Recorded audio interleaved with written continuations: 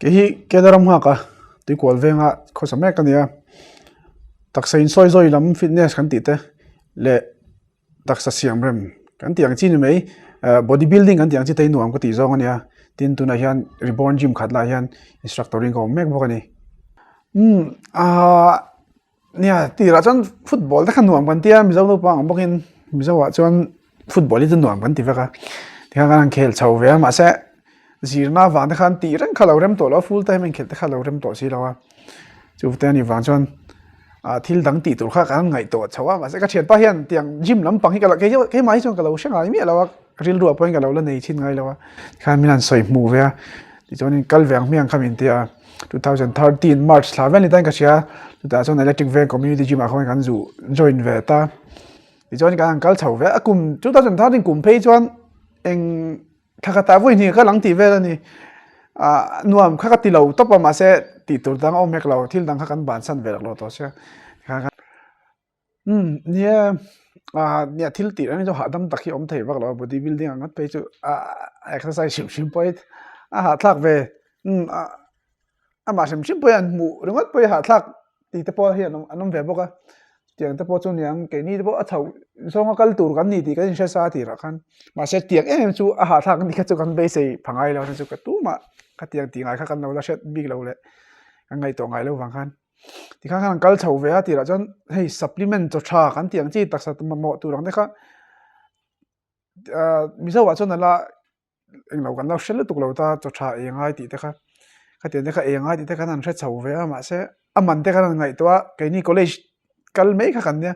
to me ke ji khat lek te po kha lo to me kan afford zo lo sim ta hang te ni wang khat enge ngai ve ang enge aman tlom deuh ti te ti han enge bekang te nutrila artui kan mu phak tong te tang khan kan tang chho ve ha ka tiang po kha chung te bula artui han dai big po kha har sa sim anuam lo to tanga la kha po kha struggle na jinga chon tel thenga ase chu ei le in po chu har sa ni chu ti ra chon kan drill ru de lo cha ka lo phur to exert te kan la ve chi ama recover tu lam khan taksa ti ha dam huna khan ati ha dam na tur ei le in kha kan chang le thei si lo khan taksa kha min vo cheta jok china ti khan ati ra te pe chon taksa tlemalian ve phut khat ve do du si kha an tlata rok zoka an fib ku ka biang te kha ki chho ve la lung ka chu oi vak lo chi ni ti ra ka chon te khan ti chho ve je la ti khan nuam te khan tia enge ti khan nei tu na te chon google te lawom to a cho tha low budget ta kan mu thei phak tur tok multivitamin tlom te ang te kan en chawa ti khan in budget ve a kan in siam rem ve a kan ti chho ve bek ani ei le ini chu nia the ang tok ngan tang ve thin chu nia te competition te kan khel chho ta ka chon nutrila te artui te chuan broccoli te tomato ania chuan bala chuan supplement chu hei pathe khona jara probers ten ane kan to khowa ni hian supplement thati ni thlonin menon supply china in a hinan da me china chuanin chicken breast hi ka e ne vena saboka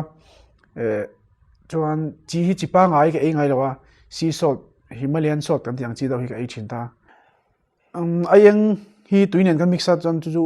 mudon ani ka in china pungpui ti chakna ka mang china chuanin bekang hi ke i bok china ma se tunai chu e lu tuk to lo ma chong ka e nasa khop mai tiang ka englo ka kang rowa kang ro nu kha ka wa her tip ti le mai china ni chonin tuinen ka polak e ta mai china chonin apple po hi ka e ve nasa chonin damdoi hian damdoi tlom chi multivitamin te evian 600 kan tiang chi te tiang kha le calcium le vitamin C te ka e nasa khop mai nia e le in ti thau nia ei chak lo chang hi chu regular ta kan ei ta ka chon ka nga khop me hei bekang te nutrila te pe chu ro the ang berin engma process lu tuk lo ti me ang han su song bol lu tuk lo ei thina ni wang ta kan tu i ka ti lo va lu to ka ma se tak sa than ngai to sia chon ei kha ngai ve sia bekang te kha kan her di kang ro ta ba chon ka her di pa ka ei ta thin kha nia chuan nutrila pe chu tui ka chuang sawa tui aluma tui sa khan thang ka thak to pa chan ka la chuak le atui ha ka sor chuak le thang a hlang khang e tam le tui lo ve lu tok ta ni ma se ei lu khang ai ta chuanin chicken breast pot chu ar om ti kan ti te pot chu sa chu ni ma se tiam minol pina kan e tui do kan siamang masala tiang ve ka ti ve thei talo ni ke ma chuan khan tel po telin frying pan akan na bela khan tel kha ing ma ka thak tangai lo ama kha telin tian ka nuaya chuan meat masala tlem ka tel ve chuan chu ka ti sea salt ka tiang chi dang tlema chipangai lo do thak chu tiang chi chu ka tel ya chuan kang ta pa ut do chang min ut do huam zel ne chu tiang pa tui lo ve lu to ni chuanin tomato ta po aro e te nga engkim khi tui thengina siam theilo ani do ber mai e lui ve tang dan supplement ta ki chu a flavor ji than ni me chocolate thi chu dang thau ka ne chocolate tui kan ti lo ve ka pang ai chu dang hi chu e ve kum tuan chan e har sa ti lu tu lo jon e thei mai ti rai chon ke pon chu sha thiam mang lo khan jim kha kan lu chil ve khan ya nge ngai po kan chen lo khan ya te kan chung te ke ni thalai pot kan thiam no ka chu kan chung te chu thiam don lo chiang khan ni ta ti chonin ei le in ngai te khai kan ha dam hun kan ti mai mut hun chung tu te kha dik tak chon ha lo te ma lo wak ha chon dar ka riat te kha lo mut te kha kan du ve khang la an ti mai la chan te khan sha thiam lo ve thin ne chung te chon han thọ lại te khang ngai ve thin te chang chon ji rai te kan ne jana lo meng lei fe ting tang bok se ma han sir cho lo mai la ma se ti khan ti lui chau ve ti chon min the tiam lo khom me supplement te pe chu min lei kha an rem ti lo top ta an chu thil tu lo wa khan ngai ta ne ti chon ke pon chu tiang ani te wang chon ma ni achuan bekang te ka soi chan po khan ta ke man protein tam na si ta sa chiam theina tur ang kan dap chau ve chan na kha ti khan kan man tlom ang kha le kan ban phak ang chi bazar te kan mu thei me kha kan zong kwal thin khan ya jonin kal chau ve zela te ne pathe khon na zara metal te kan la chau ve te khan alut na te minan mu thiam pu te na ti ra te pe jon mejial zu te kan lo ni ve a kuwa te ina sa ti khan bodybuilding kan ti chau tak kha tiang te kha ngei kha lo ngai lo rem to lo wa tak sa siam lai me kha tiang lo ti bo kha chu rem to si la kan ngei chawa kha tiang te khan min lom pui ve ta ti khan alut na te khan mu thiam chau ve ni ta in ka sia chuan min tui chau pui ve chan ta chu tianga ron eng lo lu tuk chuang lo ta minan ti huaw chuang si lo khan min support ti kha chu a mai chong kha thiam ve ta anuam vel tuk ta min ti phura ke ma po chuan ma se uncle chho je la ele in te khan du chawa khan tui chawa ele in tha te kho ve te lo chang ka ti khan eng mani ka in dap chho ve je la aman tu ta ka ngai to chau ti khan ar om ti te ar tui te khan lei chho ya ma se chung te na ka ti alu te mấy anh tên sửa lại ar tui sir som ve lo kol rui thin te le ar sa lo ei tum ma chu nuam lu tuk bik thin lo ni tak chon se min tha thia ma tia ka khan min support vel to ka kan ar tui te po ka khan amo ka lo ei ve khan ti chung lo a in ta rung tak cho an khe cho ei so le mai je la khan min en liam ve mai je la ase hey tu na cho nei hey quarantine te ni ni chawa covid wangin kan ena se kan dai chu kan la chun zom ve ranga tu na bai chan rom takan ni hey kang hu te an ei da ulain ar tui te kan na ei da tuam be chu kan bo ro hi pet ang lo thin ko in la khun nom du zinna le sport zu kal kop thei an soi jai la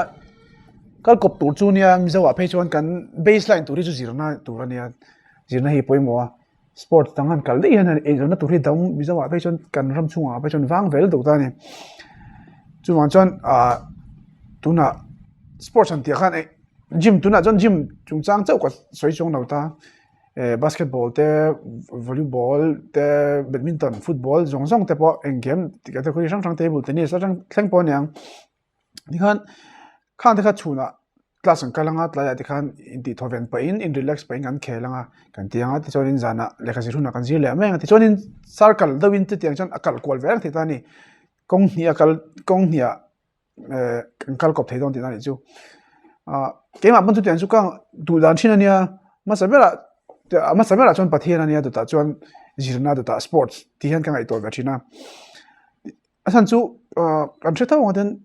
lekha thiam tak din mi te po lekhan zir chiam ta an asoi la ni lo ta se an zira officer te ania ma se anan lo tin mewa tra le che ten ei thei le ta te nga chu a lo thing ka ti thei ve lo ni ke chon chu man chuan khatiang ani lo nang khan taksa in soi zoi miang ema dakar thum in soi zoi te kha ngai me lo nia chuanga dakar chan ve lek te pawh ni tin han ti bek te pawh poi me lo ta te khan akal kop reng thei mishing tan pun taksa sel na ni ta ti khanin mani von pa in thian na dang kha kal ve reng thei ti na ni chu sport is one so da thina thili chu inki mi a thazong le thalo jong hi om vek ta le khazir te pawh zir lu tuk kha om thei da extra lak te pawh kha han lak ti le lu tuk kha om ve thei ta ni jim man soi tak no an soi le tai la jim phei chu tian ri choi tu te kan nia vai in hliam pal de chuan kum khochor long te kha thlen ve thei ta ni ti chuanin a thatna tam takhi ma se kan thlir thiam kan man thiam te kha ngai entinge kan thil dang ti ne na ain balance stock vel te kan ti thiam kha ngai ni tian kan le khazir na mo kan na thona te kan vati zaw ti chuanin hun rei lo te tal than ti tlak na hun kan in siam rem te kha poimo ta tin no pang nan ti zaw ke la kum no tlema kum no pang tan pon sports te kan khel duwa badminton basketball football te pawh niang chu tlai lama te kan khel duwa kan khela zan lama zirna lam khati le ngai ti shein ti khan akal kop da kan zon ve ngai ni khel top full time in khel top chuan a lo tin thei lo ni chuan chuan akal kop da kan zon sham tlema an ha do mai pon ha ve do kha angai ti ta chuan ha ve do kha ngai ma se alung khong ro chu a tha fe jok ti kha amala kalai chu da chiang tuna hian India lama supplement company lian ber pol probers ne kan thok dun meka ani hian thlatin supplement ke itur supplement kan ti chu tha yang chu chat soifia ol sam dan zokin chun thlatin hian pani thum ai nang lo ta changi pani changi pathum miron pachina chung te chu Mizoram hian pathian khoi na za tian sponsorship khatiang thabia dong thin ma saber kha ni ve ta ni tian khoi na za ra Johnny hian Trinity Supplement Store Lois Ben Noi Chan Maria son dealer an ya Winkle an ya chu Winkle nen order thei reng bokani sa supplement don nei to pa nia chan kan thina tang point order thei tho boka ti chuan in tuna hian reborn gym a hian tlailama hian trainerin gom thin ta chuan in personal trainer kan hingal boka adu te chu du aron len thei reng bokani pathian khoi na 2017 Khan Fitness Championship of Mizoram and BBFM Bodybuilding and Fitness Association of Mizoram Tianita and in Noyan Bot say Chinania Mizoram Fitness Man 2017 Kanya 2018 Klingin a gold medal kala whom him via they joined in 2019 Khan powerlifting novice Kazukel via 74 kg gold kala velia ti chuanin Mizoram State Games alanya powerlifting a tho khan kan weight khelna te kan up ve 83 kg gold medal kala velia ti chuanin Mizoram Strength War Battle of Strength kan ti angkha BBFM tho hian a buat chailia ta chuanin silver medal kala velia ti chuanin men's physique nexa le BBFM tang kopina an buat chai khan gold medal kala velia ti chuanin pathian khoi na zara Mizoram record ka break category sang powerlifting fitness le men's physique avaya gold pathum la thayom chun tun han kan mek bokani